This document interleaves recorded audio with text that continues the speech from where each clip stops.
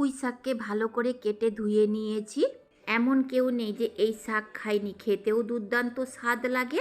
গরমের দিনে খুব একটা ভালো সবজি পাওয়া যায় না, কিন্তু এই শাককে সবজি হিসাবেও খাওয়া যায়।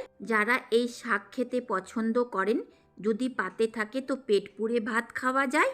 পুঁই শাকের ডাঁটাকে মাঝখান থেকে কেটে নিতে হবে, যেন নুনের ফ্লেভারটা ভেতর পর্যন্ত যেতে পারে। কি বানাচ্ছি ভিডিও স্কিপ না করে পুরোটা দেখার অনুরোধ রইল।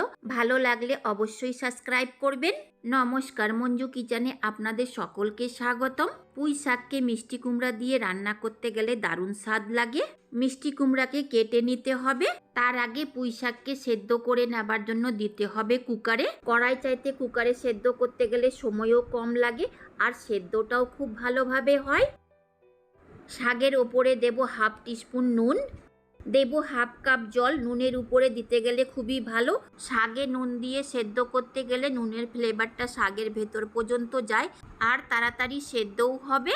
কুকারের ঢাকনা বন্ধ করে সেদ্ধ হবার জন্য ওভেনের উপরে চাপিয়ে দেব। ফ্লেমকে রাখবো ফুল। যতক্ষণ শাক সেদ্ধ হবে ততক্ষণে মিষ্টি কুমড়ার কাটিং করে নিতে হবে।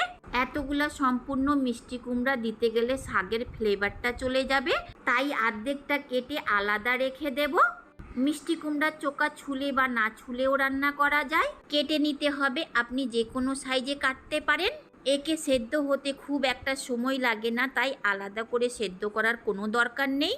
এই মাঝখানের অংশটাকে কেটে ফেলে দিতে হবে, কাটার আগেই এটা কেটে নেবেন। আমি কাটতে ভুলে গিয়েছি। ছোট পিসে কেটে নিতে হবে, আপনি যে কোনো সাইজে কাটতে পারেন। দেখুন আমি লম্বা ঠুমে কেটেছি। একইভাবে সম্পূর্ণ মিষ্টি কুমড়াকে কেটে নেব। একে অবশ্যই রান্না করার আগে ধুয়ে নিতে হবে। ভালোভাবে জল পাল্টে পাল্টে মিষ্টি কুমড়াকে ধুয়ে নিয়েছি। এই জলটাও ঝরিয়ে রাখতে হবে।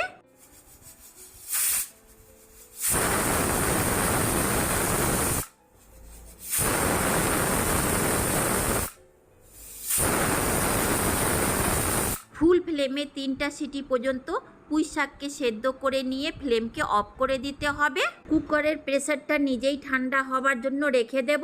একটা মিডিয়াম সাইজের পেঁয়াজকে স্লাইসে কেটেছি আর ঝালের জন্য কাঁচা লঙ্কাকে চেরা লাগিয়ে নিয়েছি।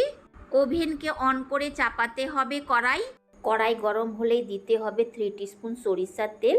আপনি রিফাইন্ড তেলও দিতে পারেন। দিতে হবে কেটে নেওয়া মিষ্টি কুমড়া। এটা লবণ দিয়ে ভাজতে গেলে মুহূর্তের মধ্যেই গলে যাবে, তাই লবণ দিয়ে ভাজা যাবে না। নেড়ে চেড়ে ততক্ষণ ভাজতে হবে যতক্ষণ হালকা গোল্ডেন ব্রাউন না হয়ে যায়, অর্থাৎ 2 থেকে 3 মিনিট ভেজে নিতে হবে। দেখুন হালকা গোল্ডেন ব্রাউন হওয়া পর্যন্ত ভাজা হয়ে গেছে। বের করে নিতে হবে। যে বাটিতে পুঁই শাক সেদ্ধ করে বের করে রেখেছি সেই বাটিতেই বার করব। ভেজে নেওয়া মিষ্টি কুমড়া সম্পূর্ণ বের করে নিয়েছি। কড়াইয়ে বেঁচে যাওয়া তেলের মধ্যেই দেব 5 ফোড়ন, শুকনো লঙ্কা আর তেজপাতা। ফোড়নকে নেড়ে চেড়ে হালকা লালচে হওয়া পর্যন্ত ভেজে নিতে হবে, যেন ফোড়নের ফ্লেভারটা তেলে যেতে পারে। 20 সেকেন্ড মতো ভেজে নিয়েছি। ফোড়ন হালকা লালচে হয়ে গেছে। পুঁই শাকের যে কোনো রেসিপিতে আমি কাঁচা পেঁয়াজ ব্যবহার করি না। আপনার ইচ্ছে হলে দেবেন, না তো স্কিপও করতে পারেন। পুঁই শাকে শুকনো লঙ্কা পাউডার ব্যবহার করলে খুব একটা ফ্লেভার ভালো আসে না, তাই ঝালের জন্য দিয়েছি বেশ কয়েকটা কাঁচা লঙ্কা। নেড়ে চেড়ে 2 থেকে 3 মিনিট পেঁয়াজ আর কাঁচা লঙ্কাকে ভেজে নিতে হবে, অর্থাৎ হালকা সফট হওয়া পর্যন্ত ভেজে নিয়ে দিতে হবে 1 টিস্পুন আদা রসুন বাটা। নেড়ে চেড়ে 1 মিনিট মতো ভেজে নিতে হবে, যেন আদা রসুন বাটার কাঁচা গন্ধটা চলে যায়। ওভেনের ফ্লেমকে রেখেছি লো মিডিয়াম। দিতে হবে মশলা, হাফ টিস্পুনের কম ধনে পাউডার, হাফ টিস্পুন থেকেও কম জিরা পাউডার, 1 টিস্পুন হলুদ পাউডার, অল্প পরিমাণে জল মশলাকে ভেজে নেবার জন্য। আমি উষ্ণ গরম জল দিয়েছি, আপনি পুঁই শাক সেদ্ধ করা জলও দিতে পারেন। মশলাকে ভেজে নেবার জন্য দেব 1/4 টিস্পুন নুন। মনে রাখতে হবে পুঁই শাক সেদ্ধ করার সময়ও নুন দিয়েছিলাম, এই জন্য স্বাদ মতো দেবেন। পুঁই শাকে মশলার পরিমাণটা বেশি দিতে গেলে পুঁই শাকের ফ্লেভারটা চলে যাবে, শুধু মশলারই ফ্লেভার পাওয়া যাবে। এই মশলাকে নেড়ে চেড়ে ততক্ষণ ভেজে নিতে হবে যতক্ষণ মশলা থেকে তেল আলাদা না হতে লাগে। 5 থেকে 6 মিনিট ভাজলেই মশলার কাঁচা গন্ধ চলে যাবে আর তেলও ছেড়ে দেবে। দিতে হবে ভেজে নেওয়া মিষ্টি কুমড়া আর সেদ্ধ করা পুঁই শাক। ভালো করে মিশিয়ে নিয়ে কষিয়ে নিতে হবে আর ততক্ষণ কষাতে হবে যতক্ষণ পুঁইশাক সেদ্ধ করা জলটা শুকিয়ে না যায়।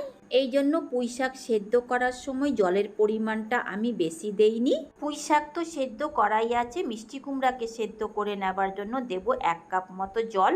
যদিও মিষ্টি কুমড়া সেদ্ধ করতে এতটা জল লাগবে না, পুঁইশাককে কুকারে 100% সেদ্ধ করিনি, তাই ঢাকা দিয়ে মিডিয়াম ফ্লেমে রান্না করে নিতে হবে।